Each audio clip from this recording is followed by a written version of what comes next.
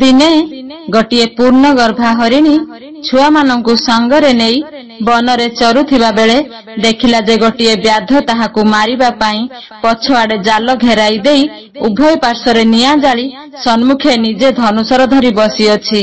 से एणे मध्य केतेगुड़िए शिकारी कुकुरंकु लगाई देई अछि। से एहीपरि आपदरे पड़ी गर्भभारी हेतु शीघ्र पलाई जाई न पारी चिंताकुल हृदय रे कौन करिबी केउ आड़े जीवी एहा भाबी कांदिबाकु लागिला। कृपामय भगवान असहाय हरिणीर कातर प्रार्थना अवगत होई शीघ्र ताहार विपद निवारण निमित्त इंद्र को आदेश देले। इंद्र आदेश पाइला मात्रके घोर गर्जन करी वज्र मेघ ओ झड़ सहित से बनरे उपस्थित होई वृष्टि द्वारा अग्नि को लिभाई देले। प्रबल वायु द्वारा जाल को छिन्न भिन्न कले एवं वज्र द्वारा कुकुर को विनाश कले। एणे सर्पाघातरे व्याधर हठात मृत्यु हेबारु मृगुणी एकाबेले समस्त विपदरु उद्धार पाई ईश्वरं को धन्य धन्य कही धीरे धीरे चलीगला। राम राम राम जय श्री राम राम राम जेउ नाम धइले न दंडे काल जम श्रीहरि नाम को एका जपुथिबु मन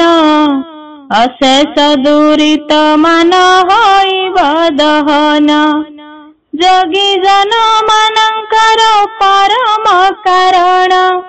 संथ जन मानंक दुरित निवारण एथु अनंतरे सर्वे शुण रस सार माघ कृष्ण पक्ष जे पंचमी गुरुवार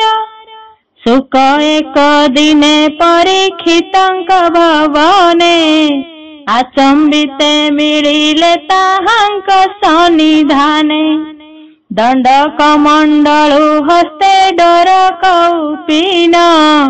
रुद्राक्षर जपामाला भस्म विलेपन हरि मंदिर रचिता नासार्ध जाए तंभार कुंडल बेनी कने शोभा पाए तपत कांचन जिणी तेज अनुपम कोटि भानु जिणी जे अनल नुहे सम दुरु तांकु देखी राजा आनंदित मन आसनु उठिन कले पाछटी गमन पद 25-50 जाए सेहु गले मुनिंकिनी मंत्र राजा मंदिर मिलिले धूप दीप नैवेद्य बसन चामर नाना रत्ने पूजा कले मुनिंक पयर दिव्य आसने मुनिंकी बसाइले नेई विनय होइन राजा वचन कहई भमुनि पुंगव तुम्भे सर्वतापहर पवित्र कर हे मुनि मोर कलेवर कह विष्णु पुराण से पवित्र कथा तब मुख शुणिले खंडिब भव व्यथा केमंत प्रकारे से हरिणीर विपत्ति काहि थाई ताहा जे जानिले श्रीपति से कथा संक्षेपे मते कहिब गोसाई तब मुख शुणिले जे प्रतिजीवी मोहि परीक्षित वचने आनंद सुख मुनि बोइले हो धन्य राजा अत ब्रह्म ज्ञानी जहा पचारिल भागवतर चरित सावधान होई तुम्भे शुण नृप सुत सुबाहु बलिण जे कई घोर बन हर पार्वतीकर से अटे क्रीड़ा स्थान तारावती हरिणी चरई तही नीति महादेव प्रसाद न थाए भय भ्रांति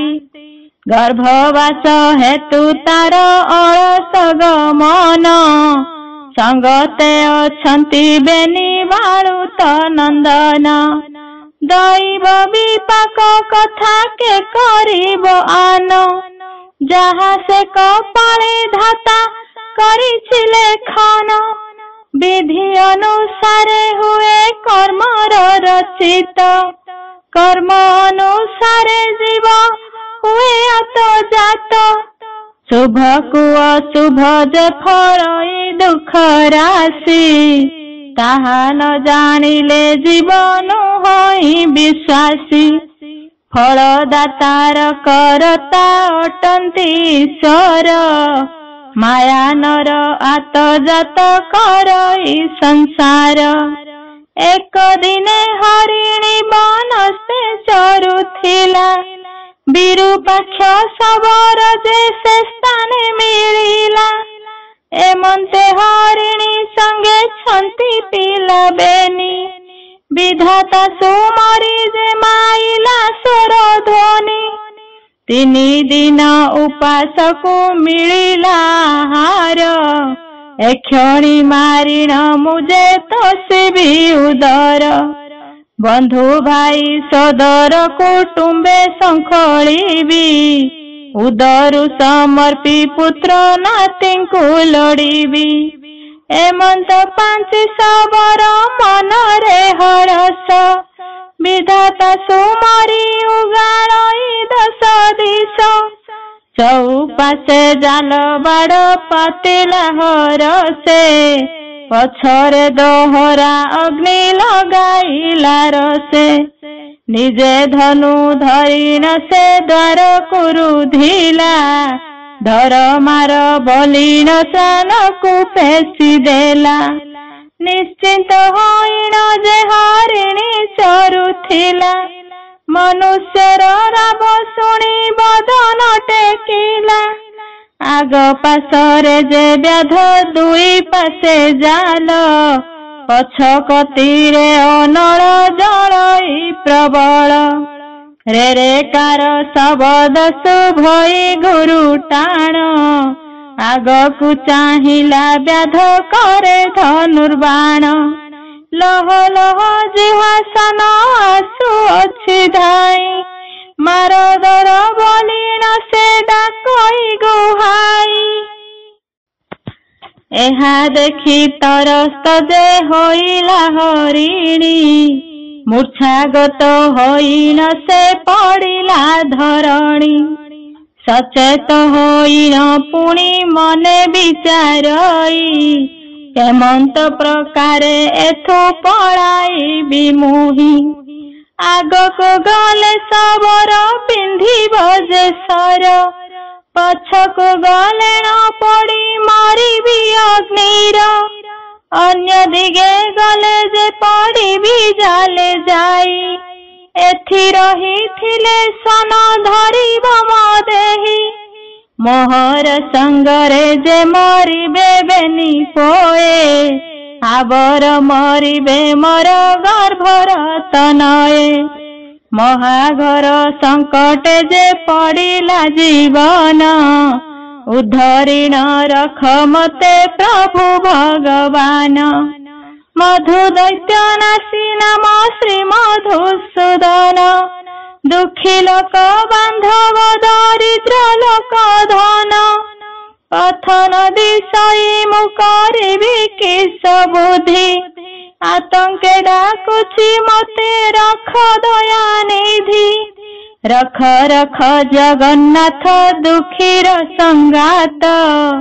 तुम्भे न रखिले आज होइली अनाथ एमंते प्रभुंक पादे लगाइला लय जय जय दीन बंधु जय विश्वकाय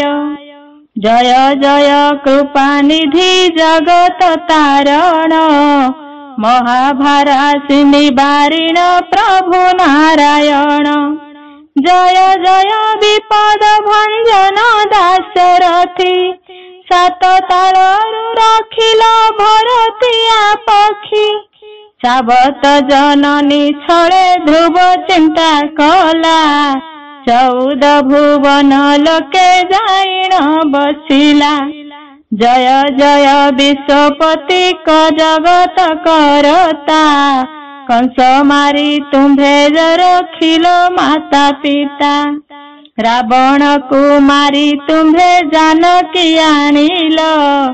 लंका गड़े राजा विभीषण को जे कल मंदोदरी रानी को जे कल महासती विभीषण राजार से हेला प्रियवती अमर करी रखिल ताकु जुग जुग शरण पंजर तुम्भे अट पद्मनाभ गोपी गोपाल रखिल करे गिरिधरी वेद उधरी रखिल शंखासुर मारी अजामिल डाकिला जे रख नारायण केड़े बड़ पापी की वैकुंठे देल स्नान जय जय जगन्नाथ प्रह्लाद रखिल नृसिंह रूपेण हिरण्य को विदारिल जय जय जगन्नाथ बलि की चापिल पातालपुर रे नेई गोप्य कराइल श्रीचरणे लदिल से अहल्यार शिर पाषाण देहरु स्त्री होइला बाहार गज डाकिला ताकु रखिल नारायण चक्र पेशी ग्राहक करिल निवारण तुम्भ चरण रे मृगी लगाई लय गर्भर भार रे मते होइब सदय प्रभु जगत तारण न करू हे आन तुम्भ श्री चरण तले लगाई ध्यान जीवन को आशा आजी नाही जे मोहर एबे निबाल के तुम्भे रख चक्रधर अरक्षित बंधु तुम्भे दुखी लोक बीत व्याधर संकटु मते रख जगन्नाथ एमंते अनेक स्तुति कला से हरिणी वैकुंठपुरे ताहा जानिले चक्रपाणी लक्ष्मींकर कळे जे देईन श्रीमस्तान आनंदे जग निद्रा रे थिले भगवान सरस्वती वीणा धरी बजाउअछंती गांधार रागेण ताल आलाप करंती कमला विमला रही आलट करंती सत्यभामा कालिंदिया वर जम्बुवती रुक्मिणी सहिते जेते पाट महादेई से जहाँ से बारे रही चरण सेवई सुबाहु वन वैकुंठ सहस्र योजन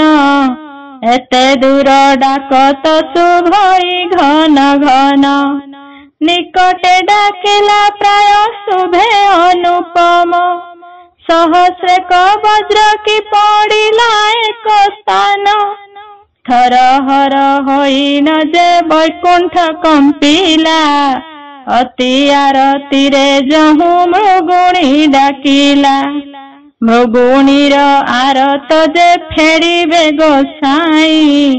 भकत बत्सल त कमला देवी फसाई बासव कुराई अछ देले दासरथी घोर बने हरिणी की पड़ी विपत्ति घोर जल बरस नल लिभि जाऊ वज्र मार सन को व्याध को सर्प खाऊ बात घाते जाल बाड़ हेउ नार खार बासव हे सेठाब को बेगे होई चल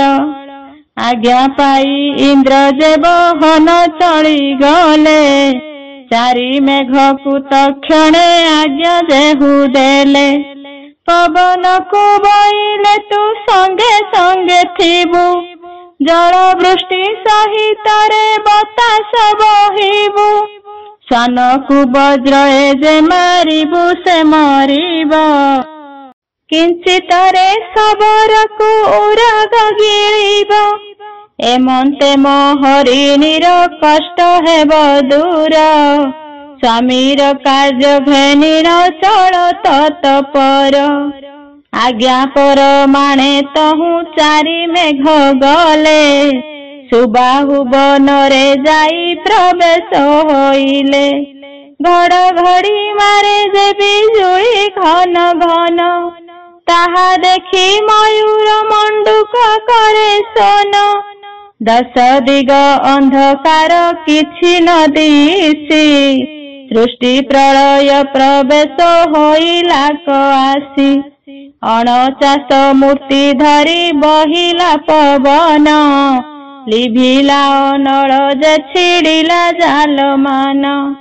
ଶ୍ୱାନକୁ ବଜ୍ର ଶବରେ ଉରଗ ଗିଳିଲା,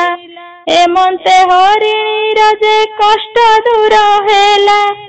ଏହା ଦେଖି ହରିଣୀ ହରଷିତ ହୋଇ, ସାଧୁ ସାଧୁ ବିଧାତା ଯେ ବୋଲିଣ ବୋଲଇ। ନାରାୟଣ ସୁମର ଚାଲଇ ଧୀର ଧୀର, ନବରଙ୍ଗେ ଚାଲୁଛନ୍ତି ବାଳୁତ କୁମର। ପ୍ରବେଶ ହୋଇଲା ସାଇଁ ଆପଣ ମନ୍ଦିର, ଶୁଣ ପରୀକ୍ଷିତ ରାଜା ଉତ୍ତର କୁମର। ଏମନ୍ତ ପ୍ରକାରେ ଅଟେ ହରିଣୀ ବିପତ୍ତି, ଶୁଣିଲେ ଖଣ୍ଡନ ହୁଏ ଅଶେଷ ଦୁର୍ଗତି। ଦୁଃସହ ବିପତ୍ତି ତାର ନ ଲାଗଇ ଦେହେ, ଅପୁତ୍ରିକ ଶୁଣିଲେ ଯେ ପୁତ୍ର ଜାତ ହୁଏ। ଦରିଦ୍ରର ଧନ ଯେ ଅମୋକ୍ଷ ମୋକ୍ଷ ଦାତା, ଚିନ୍ତାର୍ଥୀ ମାନେ ପଢିଲେ ଯିବ ସବୁ ଚିନ୍ତା। ସନ୍ଧ୍ୟା କାଳେ ପ୍ରାତ କାଳେ ସ୍ମରନ୍ତି ଯେ ଜନ, ମହାଘର ସଙ୍କଟୁ ରଖନ୍ତି ଭଗବାନ। ମୃଗୁଣୀର ସ୍ତୁତି ଏ ଅମୃତମୟ ରସ, ସମ୍ପୂର୍ଣ୍ଣ କରି ଶୁଣିଲେ ବୈକୁଣ୍ଠରେ ବାସ। ବଳରାମ ଦାସ ଗୀତା ଅନ୍ତରେ ଲିହିଲେ, ଧନ୍ୟ ଧନ୍ୟ ମୃଗୁଣୀ ଯେ ବୋଲିଣ ବୋଇଲେ। ଜୟ ଜୟ ଜଗନ୍ନାଥ କମଳା ବିଳାସ, ଶ୍ରୀପାଦେ ପଦ୍ମେ ଶରଣ ବଳରାମ ଦାସ। ଇତି ଶ୍ରୀ ବଳରାମ ଦାସଙ୍କ କୃତ ମୃଗୁଣୀ ସ୍ତୁତି ସମାପ୍ତ। ବର୍ତ୍ତମାନ ଆମର ଏହି ମୃଗୁଣୀ ସ୍ତୁତିଟି ସମ୍ପୂର୍ଣ୍ଣ ହୋଇଛି। ଆପଣମାନେ ପ୍ରତିଦିନ ସକାଳୁ ସନ୍ଧ୍ୟାରେ ଏହି ମୃଗୁଣୀ ସ୍ତୁତିଟି ପାଠ କରନ୍ତୁ ଏବଂ ଶୁଣନ୍ତୁ। ଆପଣଙ୍କର ଯଦି ଘୋର ବିପଦ ପଡ଼ିଥାଏ, ତେବେ ଆପଣମାନେ ଯଦି ସକାଳୁ ସନ୍ଧ୍ୟାରେ ମୃଗୁଣୀ ସ୍ତୁତିଟିକୁ ପଢ଼ନ୍ତି, ତାହେଲେ ଆପଣଙ୍କର ସେ ବିପଦ ଶ୍ରୀରାମ ଦୂରେଇ ନେବେ। ତେଣୁ ଆପଣମାନେ ସକାଳୁ ସନ୍ଧ୍ୟାରେ ମୃଗୁଣୀ ସ୍ତୁତି ପଢ଼ନ୍ତୁ। ଏବଂ ଆପଣମାନଙ୍କୁ ଯଦି ମୋ ଚ୍ୟାନେଲଟି ଭଲ ଲାଗିଥାଏ, ତାହେଲେ ଆପଣମାନେ ସବସ୍କ୍ରାଇବ କରିଦେବେ, ଲାଇକ୍ କରିଦେବେ, ସେୟାର କରିଦେବେ। କମେଣ୍ଟ କରିବାକୁ ଜମା ବି ଭୁଲିବେନି। କମେଣ୍ଟରେ ଜୟ ଶ୍ରୀରାମ ବୋଲି ଲେଖିଦିଅନ୍ତୁ। ରହୁଛି, ଜୟ ଶ୍ରୀରାମ।